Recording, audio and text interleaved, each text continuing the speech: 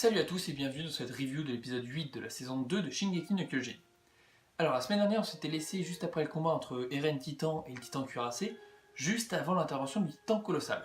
J'étais bien enthousiaste à l'idée de voir la suite, et comme on dit souvent jamais 203, je m'attendais à un épisode de folie. Bon, j'ai poussé le vice un peu loin et l'épisode de la semaine était juste cool.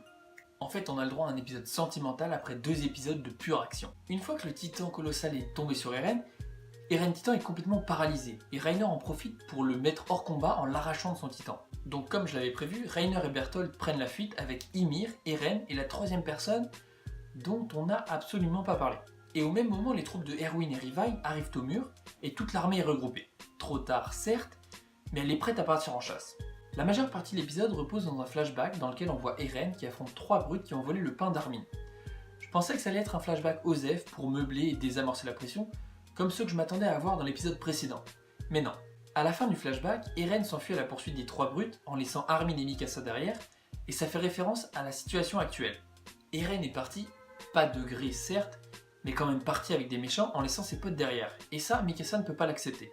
Elle, tout ce qu'elle veut, c'est être aux côtés d'Eren, mais lui ne fait que fuir.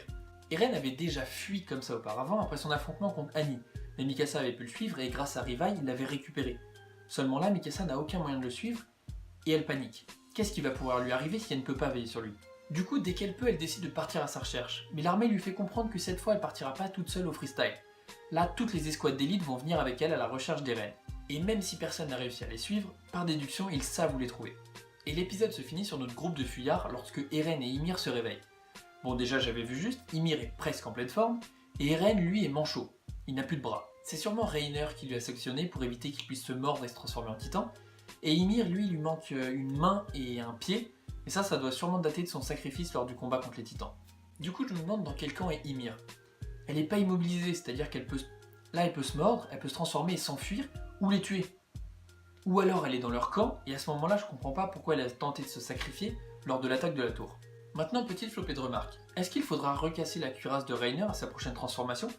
Parce que normalement, il reconstruit intégralement son titan, donc la cuirasse aussi. Et ça risque de poser problème. Ensuite, Connie m'a bien fait rire. Dans Connie, il y a con, et franchement, c'est pas pour rien. Le mec sait pas encore si Reiner et Bertholdt sont méchants, et il veut attendre de les avoir en face pour en être sûr. C'est pas comme s'ils étaient à l'origine de l'extermination de l'humanité, quoi. Puis la troisième personne qui m'obsède tant, est-ce qu'elle s'est juste fait manger?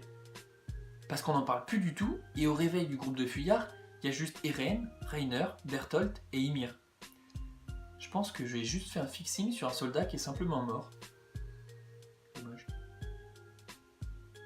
Putain, il y avait moyen de faire un truc cool. Encore plus de mystère. Et pour finir, j'ai bien aimé voir Hans mis en avant dans cet épisode. Le problème de SNK, c'est qu'il y a beaucoup trop de personnages et qu'on en oublie certains. Alors remettre Hans sur le devant de la scène en lui donnant un discours bien motivant, c'était cool. Surtout qu'on voit qu'il essaie de se racheter une conduite après son comportement passé, qu'on voit notamment dans le flashback. Bon ben voilà qui conclut cette review de l'épisode 8 de SNK.